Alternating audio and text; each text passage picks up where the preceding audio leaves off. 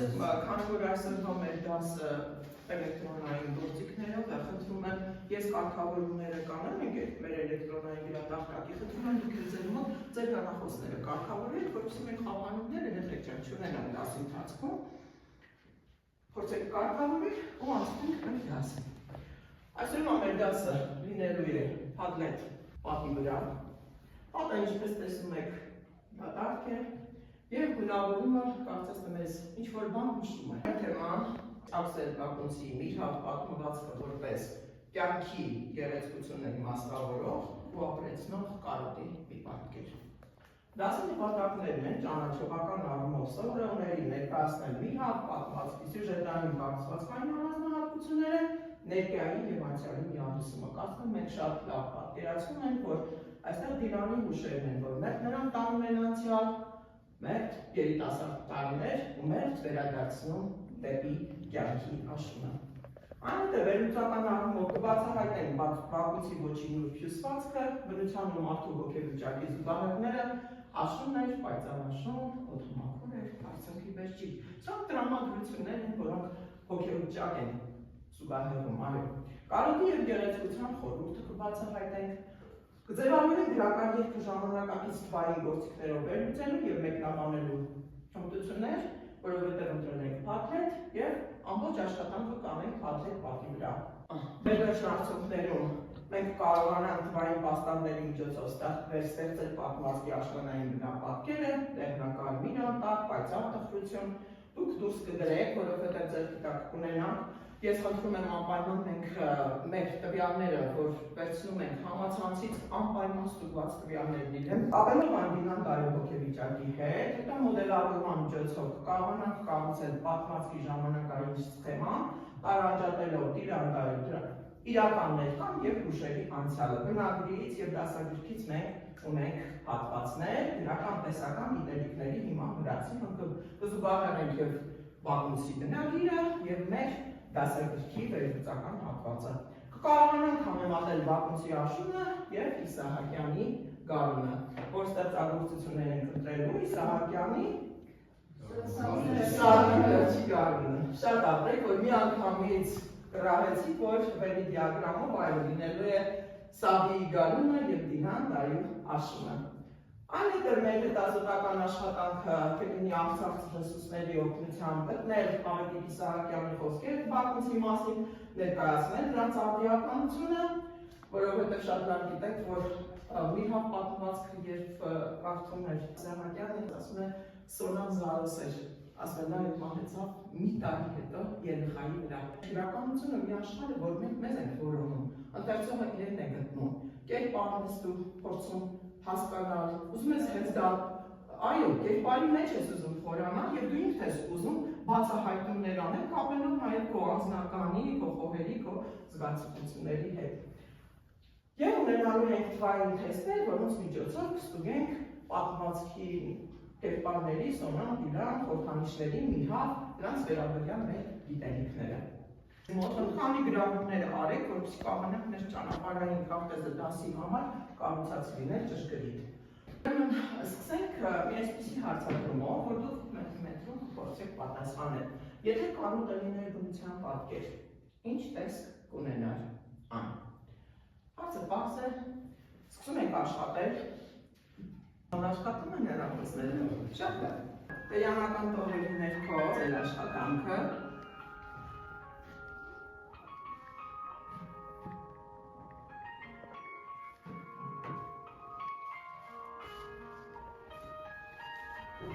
Ստացվում է, թե չէ։ Այո։ Աշունն է։ Անձրև։ Սա Էլենին է, Էլեն ջան։ Տեսնեք ինչ է գրել Էլենը, բախտա Էլեն ջան։ Ըստ իս, եթե կարոտը լիներ բնության պատկեր, այն նման կլիներ աշնան վերջին մառախլապատ այգու։ Ամալիա ջան։ Կարոտը կհնչեր որպես լրիվ եկող գետի ձայն, ոչ բարձր, բայց անընդհատ։ Դրա մեջ կլինեին թափվող տերևներ, որոնք չի շտապում ընկնել, բայց կարծես հրաժեշտ են տալիս։ Ըստ իս, եթե կարոտը լիներ բնության պատկեր, այն կլիներ ուշաշան լուր լիճը, կլիներ մշուշոտ առավոտ։ Շնորհակալություն։ Հիմա ուժը բացել եմ ջենիորով պատրաստած մեր տեսական նյութը։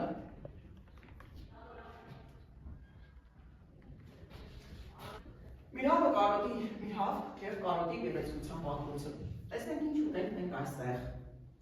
Աքսել բակոնց իր հավը, պայծառ տպության աշխարհը։ Պատմածքի հենց առաջին կողմ աշուն էր, պայծառ աշուն, օդը մաքուր էր, արծիվի վերջին։ Պայծառ տպությունն արդեն իսկ պատմում ես։ Բացումը հաջորդը։ Եթե կարող է լինել բնության պատկեր, որի շուրջ մենք ունեցանք մեր դիտարկումները, շատ գեղեցիկ պատասխաններ ունեցանք, հիմա շարունակում ենք հաջորդը։ Հուշը դառնում է ներկա, այն ինչ մենք ուզում ենք այսօր բացահայտել, ինչպես է դիլան տալու հուշերը դինամիկ տանում անցյալ, բերում ներկա։ Հետաքրքիր կապվածք ունի պատմվածքը, որովհետև պատմվածքում պատմությունը կառուցված է վարպետորեն անցյալն ու ներկան ներդաշնակել իրար հետ։ Այո, միակուսել իրար հետ։ Այ օրինակ ինչն է զարմանալի ձեզ համար այդ պատմության մեջ, ինչն է հետաքրքիր, որի մասին դուք կուզենայիք ինչ-որ բան ասել։ Լսեմ Ամալիա ջան։ Կարոտը երկրագիտությունն է, կարոտը ներկայացնում է մի դեպքում որպես ցավ, հիշելով Դիլանդայի մեծ ցավերապրում, սակայն շատ գեղեցիկ ուրախության պահեր բերկրան հեզգում, հիշելով Սոնային այդ մյուս ադամներով աղջկան, այսինքն Բակոսը կարողացել էր վարպետորեն միայնացնել ցավի և երջանկության այս երկու երևույթները։ Բայց երբ պատմությունը այնքան վարպետորեն է, ինչ պատմվածքը ներկայացրեք այդ անցյալի ներկայի միակիսումը, որ մենք պատմվածքը կարդալիս նույնիսկ մոռանում ենք, որ ինչ-որ մեկի վերհուշն ենք կարդում։ Այո, վերհուշը։ Մենք ինքներս ենք մտնում հենց այդ վերհուշի մեջ։ Մենք կարծես համադրում ենք պատմվածքում հեղինակը։ Ինչ է բացում, ինչու։ Այո, զուգահեռների տան, որովհետև հենց այդով ենք գտնվում ու մի հավ է չէ խփում։ Միհավի տակնամիր Բակոսը համեմատում են լաջված շապիկով Սոնայի մանր։ Այո, Սոնա և Միհավը կարծես թե խորհրդանշական են այստեղ, միավորվում են իրար, ստեղծում կերպարի ավելի հուզական վիճակ, տրամադրություն, ճիշտ է։ Դիլան կարելի վերադարձել։ Մենք տեսանք, որ պատմվածքը չուներ այսպես սյուժեի հաջորդական ընթացք։ Վերհուշներ, անցյալի ու ներկայի վերհուշը, որ միախառնված անցումներ էր ստեղծագործության մեջ։ Այս հուսահատության վերադարձ էր սա։ Այո, վերանալով հուշերի մշուշոտ այգուց, Դիլանդային վերադառնում էր իր խեղճը միաբաղաղ անունյանի տանշերի նորից բախվում էր իր ծերության ու լքվածությանը։ Զգալով որ այդ անունը ինչ թանկ էր ու ընդմիշտ մնացել էր անցյալում։ Աշունը, տեղնած տերևներ, մշուշուսառությունը խորհրդանշում էին կյանքի մայրամուտը։ Հələ տեսեք այդ անցումները ինչպես է վարպետորեն հեղինակը ներկայացնում է Լեջան։ Մենք պատմվածքում շատ լավ ակնհայտ եղանք, որ Դիլանդային զուգահեռվում է մենության այդ ստացողության հետ։ Այսինքն պատմվածքում մենք տեսնում ենք, որ Դիլանդային դեպ ամուսնացել էր ուներ իր կողքին, սակայն իր կարոտը և մենությունը իրական ոչ թե ֆիզիկական, այլ հոգեկան ցավերի համար։ Նա երեսում էր միայնակ և կարծես թե իր գոյությունը այլևս հիմար։ Իսահակյանի Լիլիթն է, չէ՞։ Շուրթերը ասում էին Եվա, բայց հոգին տենչում էր Լիլիթ։ Այո, շարունակում ենք։ Ուրիշ տարբերակներ անի ջան։ Անցյալի մասին կարող ենք ասել, անցյալում Դիլանդայոսերը նրա կյանքի համար դառնում է ամենալուսավոր և ամենավառ պատկերներից մեկը։ Որոնք սիրենում եք ցույցում է, և հենց այդ Սոնայի սերը, որ Դիլանդայում բացում է իր ամբողջ կյանքում, մարմնավորվում է, այսպես ասած, Միհավի հետ, հենց այդ թշնունի մեջ։ Հրասանության Դիլանդային նախավարը սիրող կատակ էր, այն սիրով, որը նրանք գնալում է բացասների ջերմության բացակետը և ծորել աշխան ուշ պատկերների հետ, Միհավի, Հնձանի, Անտարի, Ոսկեդերցանի, Միհավի պետունների հետ, որոնք արտացոլում են և անցյալում և ներկայում։ Որոնք կան և անցյալում և ներկայում։ Շնորհակալություն Արտուր ջան, գեղեցիկ ուզիչ ներկայացնելու համար։ Գրիշա ջան, քո տարբերակը։ Ներկայում նա զգացել աշնանը իր այգուն է, որովհետև նա հիշում է Սոնային ավելի գեղեցիկ պատկերելով նրան, ավելի գեղեցիկ գույներով, որոնք ստում են համատեղել և ներկա գույների խամրության և անցյալ գույների գեղեցկության։ Այո, այդ գույները մի դեպքում խամրում են, մի դեպքում լուսավորվում։ Նայած որ տրամադրության մեջ է Դիլանդայը։ Շնորհակալություն պատասխանների համար։ Տեսնում եք Միհավ, չէ՞, Հնձանն է, կարող է Հնձանը պատկերը գեղեցիկ է։ Հիմա տեսնենք ինչ է գալիս։ Ամբողջացնենք մեր պատկերացումները։ Անջակակա։ Անցյալում Սոնան Դիլանդայի կյանքի կենդանի զարդներ։ Նա մարմնավորում էր գեղեցկությունն ու կայտարությունը։ Բակոսը նրան նկարագրում էր որպես մի արարածի, որը ներդաշնակ է բնության հետ, իր ոսկեգույն շողերով և թեթև քայլվածքով։ Սոնան այն Միհավն էր, որը դեռ չէր թռչել և չէր անհետացել մշուշների մեջ։ Նա երիտասարդության և երջանկության խորհրդանիշ էր, որի ներկայությունը լցնում էր Դիլանի կյանքը իմաստով։ Ամիտեք։ Անցանք առաջ։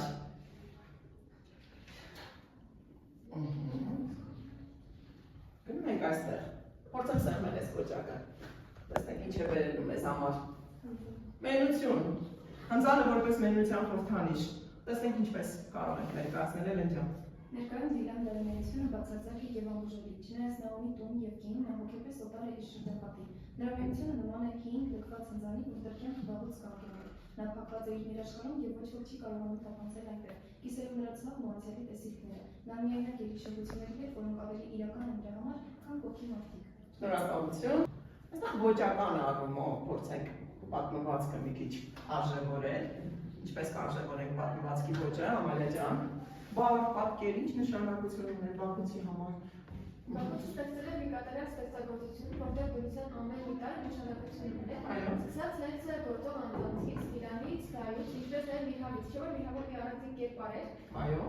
Բոլորն են, Աշունն էլ է կերպար, Հնձանը կերպար է, Դիլանը, Սոնան, Միհավը, Անշապահը։ Անձնավորված է ամեն։ Բնության ամեն մի տար անձնավորված է, գեղեցիկ է։ Հնձանը ժամանակի բնությունն էր, Միհավը կենդանի բնության պատկերն էր, իսկ գույները կանաչը, Կապույտը, կարմիրը։ ամենագրակ շրոկը, որ հնձանն է թախտը տրամադրությունն էր ու Դիլանդայի հոգեվիճակը Այո։ Ծերացել է Դիլանդրային, չէ՞։ Կյանքի աշունն է ապրում եւ հիշողությունները անընդհատ ապրեցնում են նրան։ Սոնային ենք տեսնում, գեղեցիկ է Սոնան։ Շատ գեղեցիկ։ Գույնի ու լույսի միջոցով Բաքունցի մոտ դառնում է պատկեր եւ նա օգտագործում է գույնային հակադրություններ։ Փորձենք Սոնային մի երկու բառով բնութագրել։ Ինչպես է Սոնան բաղը մտնում։ Կարող ես այս Բաքունցից մեջբերում անել։ Այո, այս մեջբերում անենք։ Զարմանալով նորահարցը լույս հատաններով այն աղջիկը, որ որպես զրնգած ծիծաղում էր եւ արմատի մեջ կախում էր սպիտակ սրուկները, իսկ դրանց տղան Դիլանը ջուր ցնցում նրա ողբույզի պես կանգնում մազերին։ Դուրս եկավ ճոճեց բարակ մարմինը, որպես եղել եւ կակավի մանր քայլերով սրած դեպի Հնձանը։ Այսպես է ներկայացնում։ Ասում են հաջորդ թերթին կորցրած երջանկությունը։ Ինչ է կորցրած երջանկության։ Լույս, գեղեցկություն, անցյալի հիշողություն, որը կարևորեինք այստեղ Էլեն ջան։ Ես կարևորում եմ այստեղ լույսը, Բաքունցը այնքան բարբետորեն է ներկայացրել Սոնայի կերպարը, համեմատելով նրան կարծես պատմվածքի լուսատուի հետ։ Ամեն անգամ Սոնայի այդ գործողությունները ներկայացնելիս Բաքունցը ներկայացնում է նրան արևի եւ պայծառության, ջերմության զգացողությունների հետ։ Նա կարծես այն լույսն է, որ լուսավորում է ոչ միայն Դիլանդայի հոգեկան աշխարհը, այլ միևնույն ժամանակ պատմվածքի ողջ շունչը։ Նրան նկարագրում է ոցեր, շորերով, փայլող աչքերով, որ մեր հենց ցույց է տալիս Սոնայի Զարմանդիլներով։ Հա, լաջվարդ հալավը, զարմանդիլը, սրանք պատահական չէ։ Ես կասեի, այնքան էլ ազգային է այս ստեղծագործությունը։ Այստեղ մենք մտնածորյան աշխարհով կարող ենք պատկերացնել հենց մեր ինքնությունը, որը Բաքունցը փորձել է անցյալից բերել ու բարձել ապագային։ Շնորհակալություն Էլեն ջան, շարունակենք ենք։ Դերունի տեսնում էր Միհավին, կանցնում էր Աշոնայի սառը օդը, նրա առաջ վեր շվայնում Սոնայի կերպարը։ Դիլանդային կարծես տանջվում էր այդ հիշողություններից, ունենալով եւ ամեն անգամ հիշելով Սոնայի եկեղեցիկ եւ ոսկեվոր հագուստով Զարմանդիլով, լաջվարդ հալավով Սոնան։ Երբեք չհեռացավ Դիլանի կյանքից ու անդրադառ լուսավորեց Դիլանի պայծառ տխրությունը, ինչպես նշում է Բաքունցը։ Շնորհակալություն Անի ջան եւ հաջորդը թերթենք թրջում է ինչպես հուշ։ Այս մասին լսում եմ Ամալիա ջան։ Թրջում է ինչպես հուշ։ Տողի կարդալիս արդեն իսկ հասկանում եք, որ խոսքը Սոնայի մասին է եւ այն անցյալի, որն ապրել է Դիլանդայի Սոնայի հետ մանուկ հասակում։ Այսինքն մանկությունն է դիտություններ կապված հենց Դիլանդայի սրտի հետ, բայց Տարբերակ երեք տարբերակում ազատություն, կարոտ հիշողություն, ազատությունը հենց Միհավին եւ Սոնայի համեմատումն էր։ Չէ՞ որ Միհավը այն թրջումն էր, որ եւ շատ գեղեցիկ էր եւ շատ դժվար էր որսալ։ Հենց այսպես նաեւ Սոնան, չնայած չկա Սոնան, սակայն առանցքում է դու Սոնան այն ապրեցնող այն շարժիչ ուժը, որ աներևույթ կերպով ապրեցնում էր հենց Դիլանդայի ապագան, հենց այդ արդեն ծերունի դարձած Դիլանի հոգեվիճակը։ Ճիշտ է։ Ուրեմն Միհավը պատմվածքում պարզապես թրջում չէր։ Նա Դիլանդայի փոքրտեսիքներ, որ հայտնվում են աշնանային մշուշների միջից։ Մեր տպավորությունները պատմվածքից ամբողջացնելուց հետո փորձենք մի ինտեգրում անել, բնական մի այլ հուշարձանի հետ, ինչպես դուք սկզբում նշեցիք, այն կարող է լինել Ավետիքի Սահակյանի Սարի վերջին գարունը, որովհետև երկու կերպարներ էլ կյանքի մայրամուտում են, մեկը աշունն է, խորհրդանիշում կյանքի աշուն աշնան գույներով, մյուսը դարձավ խորհրդանշում է կյանքի ավարտը, բայց գարնան ուրախ տրամադրությունների մեջ։ Սադին է ու Դիլանդային։ Տեսեք ինչպես ենք մենք ինտեգրում, ինչպես ենք փորձում նրանց կերպարներում ընդհանրություններ գտնել, տարբերություններ գտնել, երկու ստեղծագործությունների միջև ինչ ներքին կապ եք ստեղծել։ Փորձեք փորձ տեսնել, եթե պատրաստ եք փորձի։ Ես կնշեմ առաջին ընդհանրական տարբերությունը։ Ինչ ընդհանրական տարբերություն կա, որ երկու ստեղծագործությունները բնության որևէ եղանակի sense նկարագրությունով Մեկ աշունն է, մյուսը գարունը։ Տարբերությունը հենց այն է, որ աշունը այսպես կյանքի մայրամուտ ավելի թափծող դրամատուրգներ արտնացնող բնության եղանակ է, իսկ գարունը ավելի ապրեցնող, ավելի կենսատու եւ Կարող ենք տողերը կարդալ Բաքունցի աշնան պատկերը պատմվածքի սկզբում եւ Սադիի վերջին գարունի ստեղծագործությունից էլի գարնապատկի սկզբում։ Փորձենք։ այստեղ ունենք Սադիի գարուններ։ Մեկ այն անհամար գարուններից, որ զարդարել են երկիրը եւ որոնցից 100 հատ ապրեց երջանկության եւ տգնության բանաստեղծը Սադի։ Այստեղ ունենք Իսկ Բաքունցի աշունը աշուն է, բայց օտոմատուր է, արսունքի պես ինչ։ Շարունակում ենք մատանելությունները, նմանությունները, փորձենք գտնել։ Ներկայացրու, Հելեն դու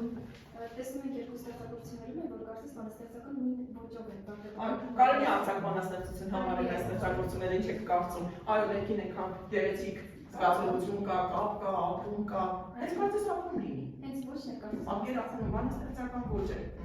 Եվ նմանության տեսնում ենք, թե ինչպես են երկու հեղինակներն նույն ձև ներկայացրել բնության գեղեցիկ եղանակները։ Եվ աշունը եւ գարունը, չնայած աշնանը այդ թափծող դիտողի դրամատուրգիան, Բաքունցը ներկայացրել աշունը։ Նույնպես եւ Իսահակյանը իր գարնան պատկերը կարծես շատ նման լինի Բաքունցի աշնան պատկերին։ Ճիշտ է։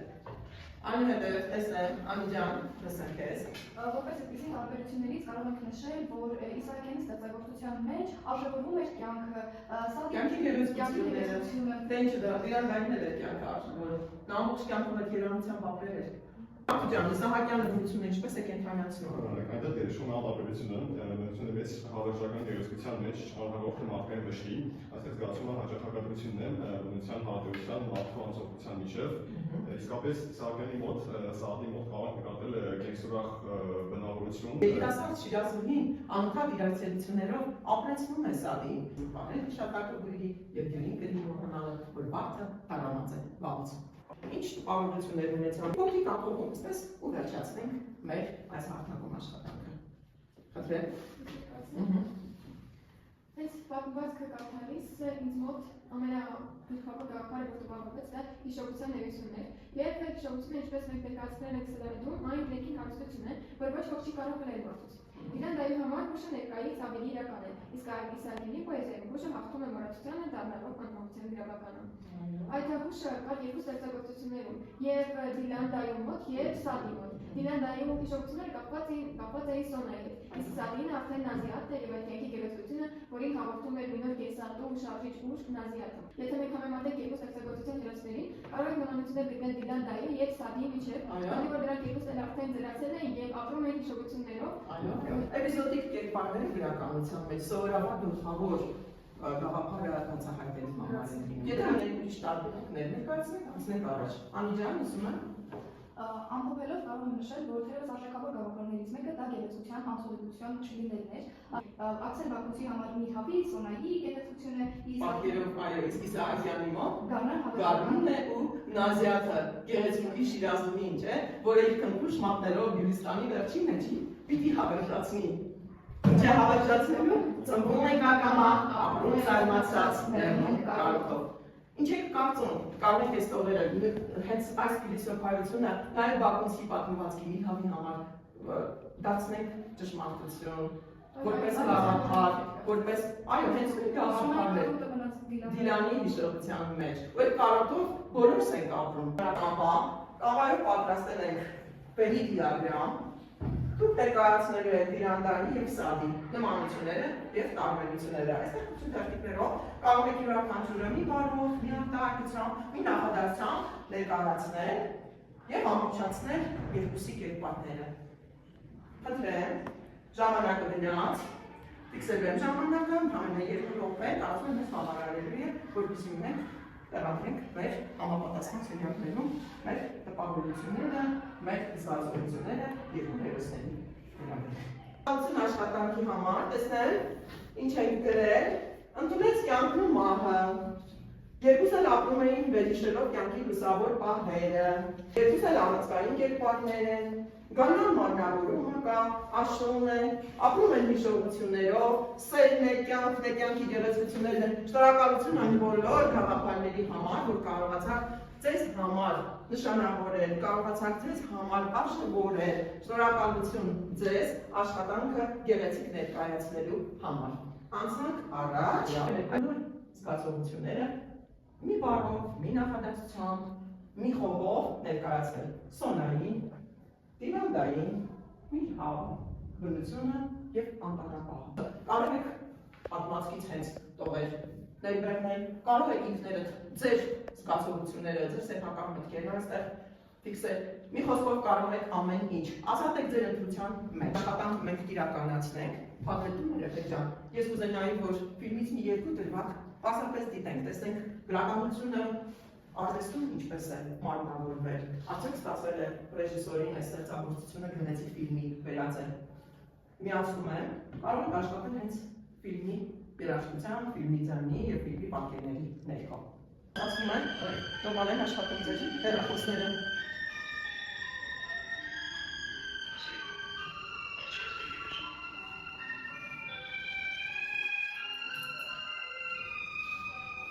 Երեխեք ամեջացրիք արդեն, կարող եք արդեն ներկայացնել։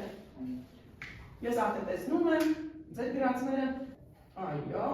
փորձենք ներկայացնել։ Սոնան էր սար հանդիպեմ նրա հարցը։ Լուսատամներով այն աղջիկը, որ որպես զրնգան ծիծաղում էր դիպարակի մեջ կապում էր սպիտակ սրունքները, իսկ դրանց տղան Միլանը ջուրը ցնցվում նրա հոգուզի պես կանգնում մազերին։ Դուրս եկավ ճոճեց բարակ մարմինը որպես եղեք և կակավիման էր քայլերով սուրաց դեպի հենձան։ Անի ջան, սիրուն պատկեր ես ընտրել, կարթային աղջիկ։ Ես իմ պատկերն եմ պատահաբար։ Պատահաբար ստացվել է, ոչինչ, որովհետև անհատական աշխատանք էի ես ուզեցել, ոչինչ չի խանգարում, դարձյալ զարմանդիլով, որ բառներն է այստեղ շատ կարևորը։ Զարմանդի, զրնգան, ծիծաղ, առնակի մեջ սպիտակ սրունքներ ու դրացու տղա Դիլանդային։ Գրիշա ջան։ Սոնան Դիլանդայի չի ակնասոց երաժշտության տեսիքներ, ուշերը նրա մասին ուժում էին ու ցավոտ, դրանք արտանում են աշնանեն ամեն միծանի գույնի հետ։ Սոնան այն որոշներ, որի կարոտ է ծերունի գնումերի մեջ որպես ստեղծող էր։ Շնորհակալություն, ապրեք շատ։ Անցան Դիլանդայի նկարագրությունները, տեսնեմ, Անի ջան։ Դիլանդային նստել էր հնձանի պատի տակ, ընկուզելու չոր կոչրի։ Նա սովորություն ուներ ուշ աշնանը վերջին անգամ այգի մտնելու դուռ ցանկապատ ամրացնելու և հնձանը փակելով, որպեսզի ձմռան սուր գիշերներին գալ ու կազան չբացվառվեն ներսը։ Անցանք առաջ, հաջորդը մի հավի պատկերներն են։ Ամալիա ջան։ Ցատկում էին օրորում գերմարմինները։ Կարծես բացահայտող նախադասություն։ Շատ կապես։ Անի ջան, տերևները խշացի։ Տերևները խշացին, Դիլանդային տապ առավ, պապեց քարի հետևը, մի թավներ, հանգիստ արնագույն տոպիկները և գրուցով գրգռում լորինում փափուկ տերևները։ Այստեղ որ բառը կարող էի բանանի համարել արնագույն է, որովհետև կարծում շնորհակալություն։ Գրիշա ջան, Դիլանդային դեռ նստած է, հնձանի դրանը Դիլանդային դեռ նստած է հնձանի դրանում ու հիշում են վիրավոր Միրհավին, որը այդպես է դուրս մեկի բազին չկավ դրավ արնագորոլ։ Միրհավի պես է թվավ Սոնան իր հետևից թողնելով ծոծությունը դառնաթախից ուշել։ Շնորհակալություն։ Ես հատված եմ դերին Միրհավից, հնձած արդում կակորդները հավաքվում էին այն ընդհանրացած հատիկները, որոնք կծրահարվում էին թափված հասկերով։ Մի երկակով սպիտակ վիզը ձգեց, սկսեց չորս կողմից նայել մտին անդադների ոսկեփե կրթությունը, Միրհավն էր, հանգիստ քույրաներով փոխում էր արնագույն տոտիկները և կտուցով կրկնում լորենու փափուկ տերևները։ Զգույշ է Միրհավը քույրանելիս ձգում է վիզը, աչքձախ գրանում և ապա նորից երկարում վիզը չորս կողմից նայվողը։ Շնորհակալություն։ Անտառապահի Անտառապահի Արտու ջան, լսենք Անտառայի պահի կերպարը։ Անտառապահը պատմվածքի մեջ հանդես եկավ եւ ճշտեցնող է շփոթեցնող երևույթ դրան ուժի համար, որը դրա համար լավ տեղ ունեցած է։ Շատ ապրեք։ Շնորհակալություն աշխատանքի համար։ Ու դրացնենք երկի քարտը, որ պատկերն է ինձ համար։ Հոգեհարազատ է եւ ինչու որ թվային գործիքով ինձ համար իրար պատկերացնել, պատմության աշունը եւ ինչ մնաց անպատասխան։ Խնդրում եմ։ Դարձյալ հարթակում կարող եք գրել ձեր պատասխանները 13-րդ պատի վրա։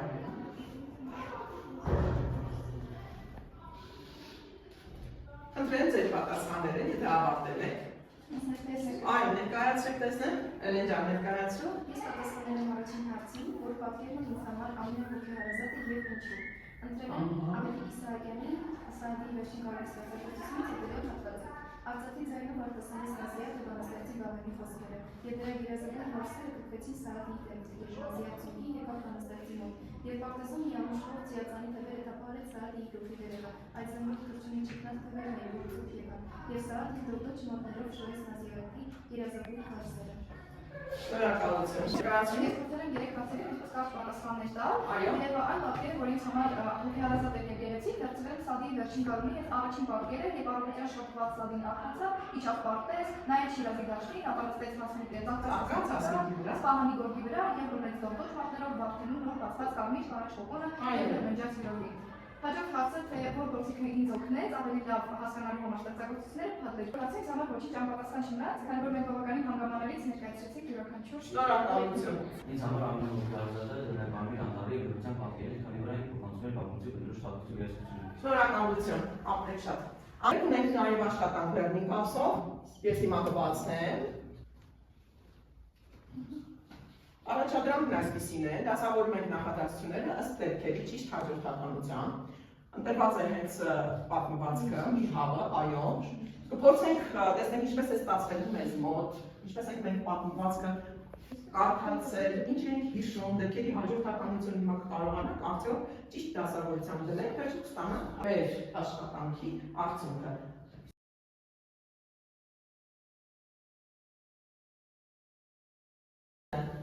Ուրեմն աշուններ պայծառաշուն, կարտավոս արվերը,